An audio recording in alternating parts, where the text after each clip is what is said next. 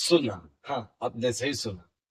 इस बैनर को देखकर आप समझ गए होंगे कि मैं किस विषय पर प्रचार करने वाला हूँ। सुनना।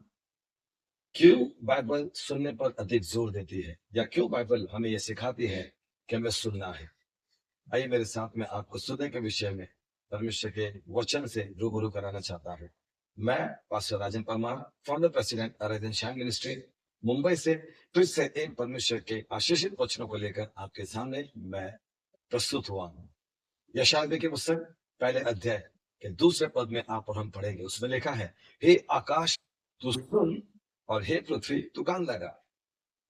आप जानते हैं ये कौन किससे बात कर रहा है? हाँ, ये परमेश्वर आकाश और पृथ्वी से बात कर रहा है।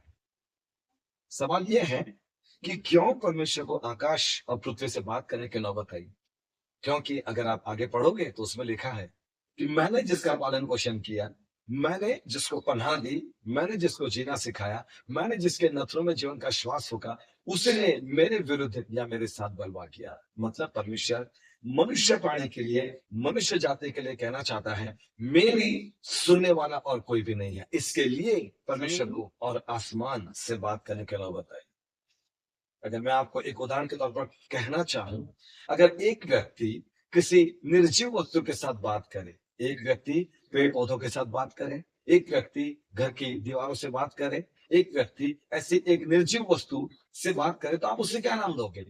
यस, आपने बिल्कुल ठीक फरमाया, आप उसे पागल कहोगे। क्योंकि वो एक ऐसी वस्तु से बात कर रहा है जिस वस्तु से उसे प्रत्युत्तर मिलने की आशंका या गुंजाइश नहीं है।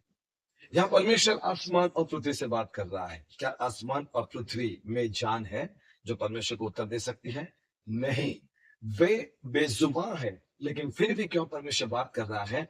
ये सीधा सीधा परमेश्वर मनुष्य जाति पर अपने शब्दों का प्रहार कर रहा है। बाइबल कहती है, यदि आप और हम नहीं चिल्लाएंगे तो पत्थर चिल्लाएंगे। मतलब परमेश्वर अपनी महिमा किसी के भी द्वारा करवा सकता है। ये आपका और हमारा सौभाग्य है कि परमेश्वर ने अपनी महिमा हम में देखने चाहिए, या यूं कहूं, परमेश्वर चाहता है कि हम उनकी सुने।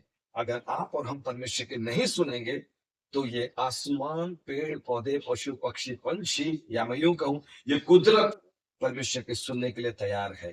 क्यों ना उस मौके को जो परमेश्वर आपको उनको देता है, जो आज्ञा आपको उनको सुनाता है, हम सुने और उसी की आज्ञा के मुताबिक हम परमेश्वर के कामों को अंजाम दें। ना कि परमेश्वर हमें छोड़ के कहीं किसी और से बात करें और ये हमारे लिए लज्जा की बात हो जाए। लूका रचित सुसमाचार की पुस्तक तीसरे अध्याय के पहले दूसरे तीसरे पद में अगर आप पढ़ोगे तो उस वक्त हन्ना और कैफा महायाजक थे करके लिखा है। देश के चौथे देश का राजा हेरोदस और बड़े बड़े नामी और प्रतिष्ठित पुरुषों का नाम वहां पर लिखा है। लेकिन आप जानते हैं तीसरे पद में क्या लिखा है? परमेश्वर का वचन जकरयाह के पुत्र यूहन्ना के पास जंगल में पहुंचा। अब मुझे बताइए, ये महायाजक लोग वहां पर है, प्रतिष्ठित लोग वहां पर है, परमेश्वर का वचन वहां नहीं गया, लेकिन सीधा जंगल में जाता है, जहां से कहीं कुछ होने की आशंका नहीं है, जहां पर कोई कोई भी चीज पनपने नहीं पाती, वहां पर परमेश्वर का वचन जाता है। क्यों? मैं आपसे कहना चाहता हूं, परमेश्वर का वचन जकरयाह के पुत्र यूहन्ना के पास जंगल में इसके लिए पहुंचा क्योंकि वो बंदा परमेश्वर की सुनना चाहता था।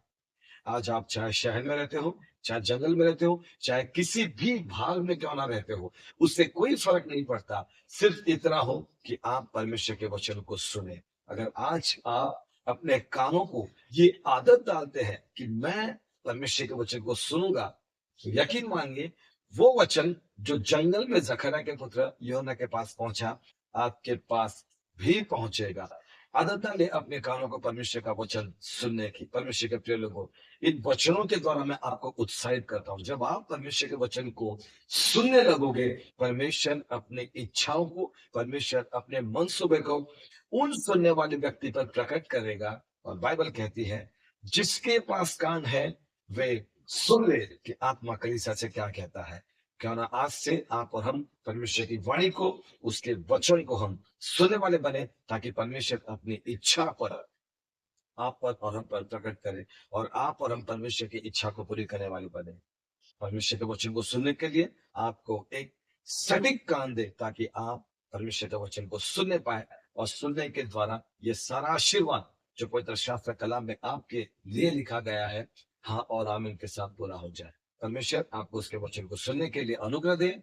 मे गॉड ब्लेस यू। जय मसीह की।